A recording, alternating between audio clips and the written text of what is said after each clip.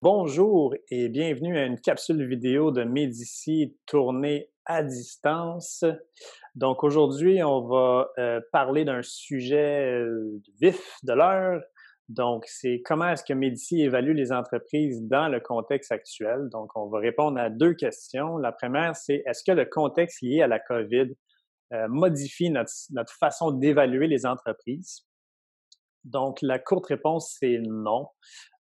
On s'est toujours posé la question, là, comment que nos entreprises réagiraient durant une récession? Est-ce qu'ils ont un bon bilan pour passer à travers une récession?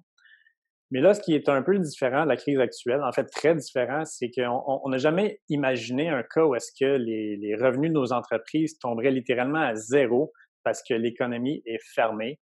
Donc, on ne sait pas combien de temps ça va demeurer fermé. On ne sait pas si les mesures de distanciation sociale pendant combien de temps ils vont demeurer en place quand ça va rouvrir. Donc, il y a beaucoup d'incertitudes.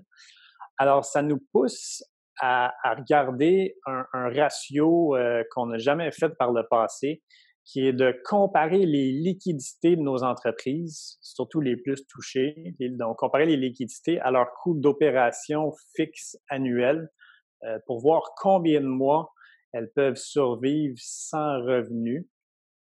Donc, on va regarder un exemple avec TGX, c'est un détaillant qui possède la chaîne Winners.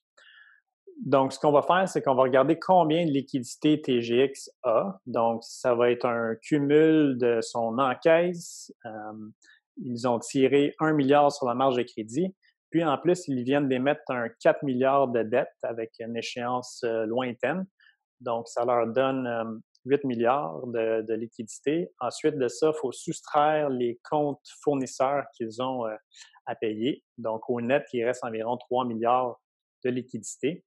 Ensuite de ça, on va comparer au coût d'opération annuel. Donc, pour TGX, si les magasins sont fermés, donc ils doivent quand même payer les loyers.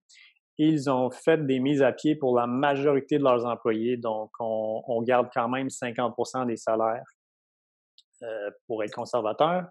Et ils n'ont pas suspendu le dividende, donc leur coût fixe est environ 6 milliards par année. Donc, tout ça pour dire qu'ils ont environ 6 mois de liquidité disponible. Autrement dit, les magasins pourraient demeurer fermés pendant 6 mois et TGX serait correct. Euh, Évidemment, c'est pas un scénario qu'on envisage. 6 mois, c'est extrêmement long et ça causerait des dommages très permanents à l'économie.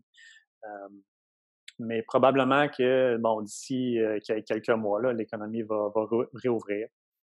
Puis TGX va graduellement rouvrir ses magasins. Donc, on a vraiment passé chacune de nos entreprises comme ça, surtout les détaillants, les types de restauration qui sont les plus touchés pour voir s'ils ont les reins assez solides. Et la bonne nouvelle, c'est que, bon, je pense que toutes nos entreprises sont assez solides pour passer à travers la crise actuelle.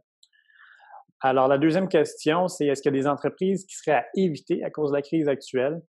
Euh, oui, évidemment.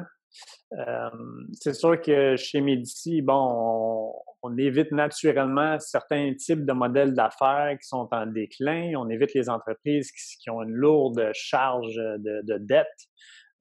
Donc, on continue d'éviter ces entreprises-là. Donc, on n'investit pas dans le secteur d'énergie, on n'investit pas dans les lignes aériennes.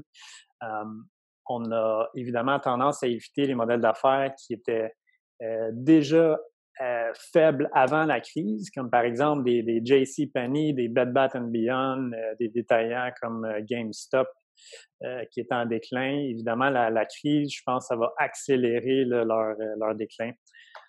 Donc, c'est ça, notre stratégie n'a pas vraiment changé. On continue de mettre l'accent là encore plus sur les bons bilans. Donc, c'est vraiment du cas par cas. Alors, je pense que ça fait un peu le tour là, de comment qu'on évalue les entreprises durant la crise. Si vous avez des questions, vous voulez nous jaser, on demeure ouvert, donc juste à nous appeler et ça va nous faire plaisir. Alors, merci et bonne journée.